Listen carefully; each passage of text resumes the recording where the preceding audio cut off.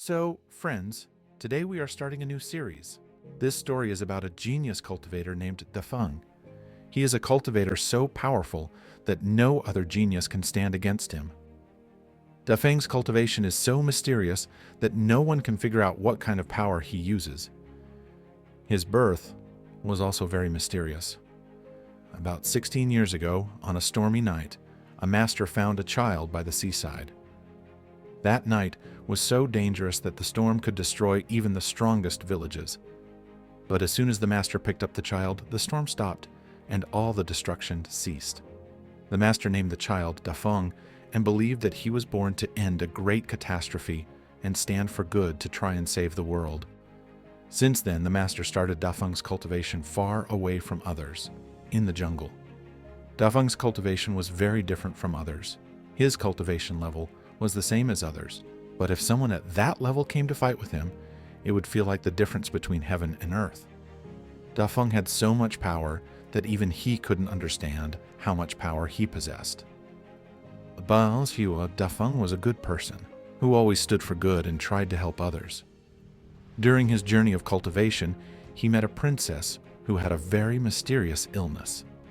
At night, when it became dark, her body would freeze. She had searched for a cure all over the world, but could not find one. However, after meeting Dafeng, she realized that his cultivation aura was so mysterious that it could cure her illness just by being near her. Dafeng decided that he would always stand by the princess and try to cure her problem. This story will take us on a new adventure that you will enjoy watching. I think this introduction is enough, and now we can start the series. The series begins in a capital city where it was night and the market was full of activity. People were buying goods and many other things. Among them, there was a man selling spiritual sticks. As soon as he used the stick, a great power flowed out of it, creating a phoenix bird. The man was selling the stick and saying that whoever bought it could also create a phoenix bird and use it to fight their enemies. Many people came and tried to create a phoenix bird and bought the stick. The market had a peaceful and calm atmosphere. At the same time, a horse-drawn carriage passed by, and inside was none other than the princess.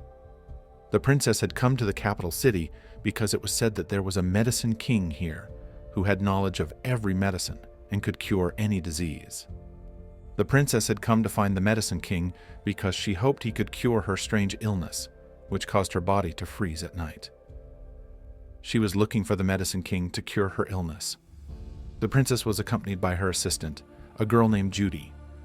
This was their first time in the capital city, and they were very happy, admiring the view and exploring the market.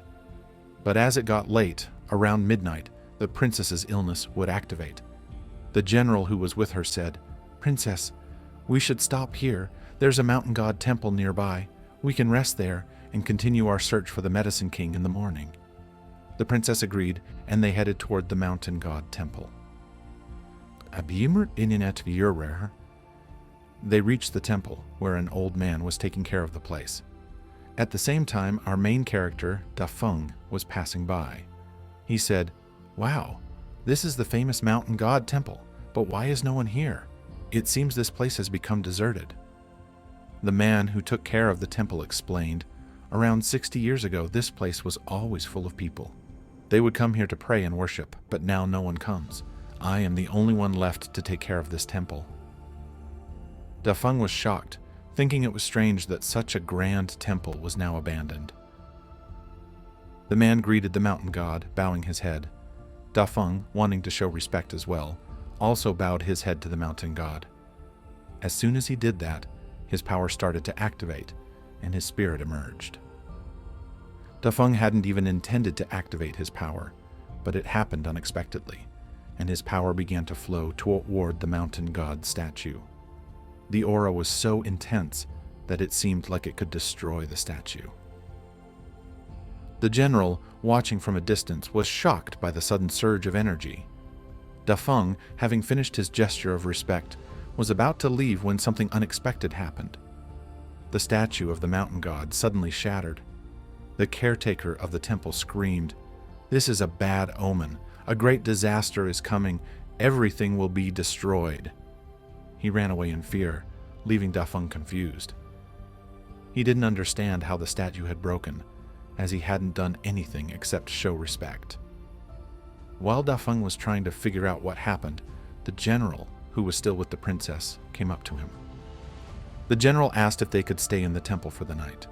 Dafeng, having no objections, allowed them to stay. The general thanked him, and they set up camp with a fire and food. The general offered Dafeng some food, as he hadn't eaten yet, and Dafeng gladly accepted. While they were eating, the general asked Dafeng, "You live near the mountains, right? We've heard there is a medicine king there. Can you tell us where to find him? We really need his help." Dafeng replied, "You're too late. The medicine king died about 3 or 4 years ago. You won't find him anymore." The general was shocked to hear this and felt hopeless, as the princess had come here, hoping the medicine king could cure her illness. The general went to the princess's carriage and told her that the medicine king was dead. The princess was heartbroken upon hearing this. Later that night, as everyone was resting, the general felt that someone was watching them.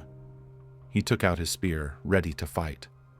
Suddenly, a man named Jia appeared, and both the general and the others were surprised. Jia was once a member of the same sect as the princess, but he had been kicked out for being a spy. Now, he was here to take revenge on the princess for expelling him. Wei. The general warned Jia to leave, but Jia, filled with anger, challenged the general. He said, "You've grown stronger, but you were weak when I was in the sect. Now I'll kill you all, including the princess." With a slash of his sword, Jia sent the general and the soldiers flying. He seemed incredibly powerful. Jia called out to the princess, demanding she come out and answer why she had thrown him out of the sect. The general stood in front of the princess, telling Jia that as long as he was alive, no one would harm her. But Jia attacked, and the general had no choice but to fight back. Dafeng, who was standing at a distance, watched all of this unfold, confused about what was happening. Jia's attacks were so powerful that no one could stop him. The general and the soldiers were struggling to defend themselves.